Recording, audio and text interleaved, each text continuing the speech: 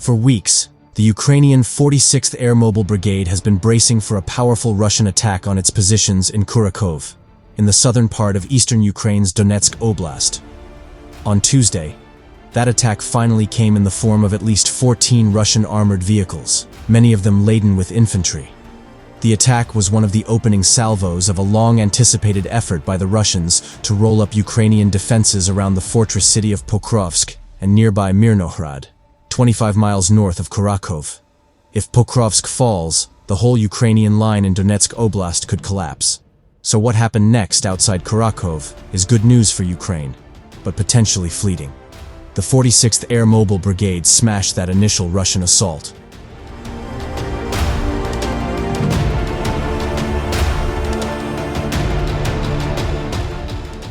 More assaults are certainly coming, however. The column of Russian vehicles rolled toward Kurakhove along one of the main east-west roads, threading from Russian-occupied Donetsk city. Several miles east of Kurakhove, they ran into a wall of Ukrainian mines, cluster artillery, explosive first-person view drones, and anti-tank missiles.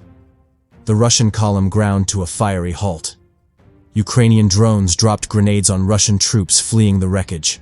"We follow, we see, we burn," crowed General Oleksandr Syrsky, commander-in-chief of the Ukrainian armed forces. The skill of the Ukrainian soldiers leaves no chance for the Russian invaders. That's not even remotely true.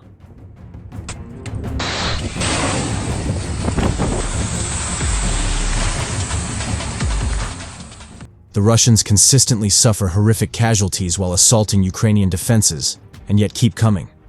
Despite losing more than 1,000 troops who are killed or wounded every day, on average, the Russian military is still recruiting enough fresh troops to make good its losses. It helps that North Korea has sent thousands of its own soldiers to help. The Russians' defeat outside Kurakhove on Tuesday belies their overall progress in the east, and especially in Donetsk. The threat of the collapse of the entire southern front in the Donetsk region.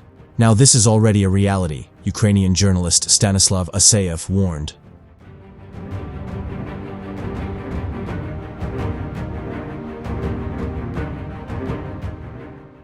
The best outcome for the Ukrainians is that Kurakhove holds, slowing the Russians and preserving the defensive zone that protects Pokrovsk from encirclement. The worst outcome is that Kurakhove falls and the Russians move to besiege Pokrovsk in the weeks before President-elect Donald Trump is inaugurated in the United States. Trump has threatened to withhold further U.S. aid to Ukraine, while also pushing an armistice along the existing front line. Both would benefit Russia. It's telling that billionaire Trump ally Elon Musk, who has been in regular contact with Russian President Vladimir Putin, joined Trump on a recent call to Ukrainian President Volodymyr Zelensky.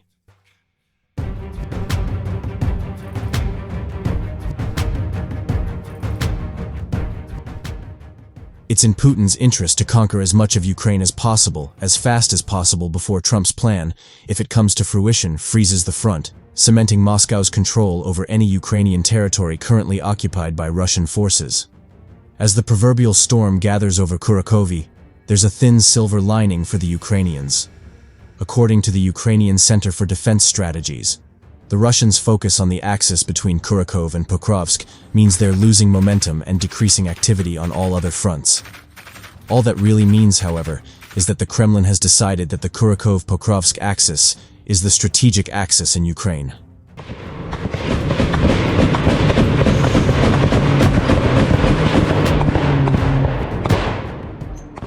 Russian security agencies cited by Russian state-run TASS news agency claim that Russian forces have entered the eastern Ukrainian city of Kurakhove and started street battles. Kurakhove serves as a critical logistical center for Ukrainian forces in southern Donbas. Capturing the town would allow Russian troops to disrupt supply routes essential for sustaining Ukrainian military operations in the region.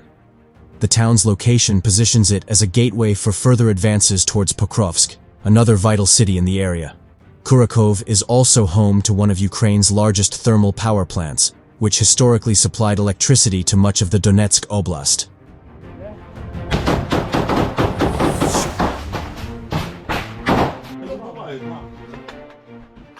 The intensity of the Russian offensive is reflected in data from Ukraine's General Staff, which reported 39 attacks targeting at least 8 settlements around Kurakhove in just 24 hours.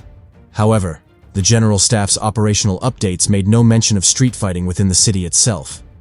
Russian advances come from the east, north, after taking Selidov, and south, near Bohoyavlenka, according to Deep State. Ukrainian officials highlight that Russian forces are intensifying drone operations in the area. Russian forces are executing a three-pronged pincer movement to encircle Kurakhove, putting immense pressure on Ukrainian defenders, and despite suffering significant casualties.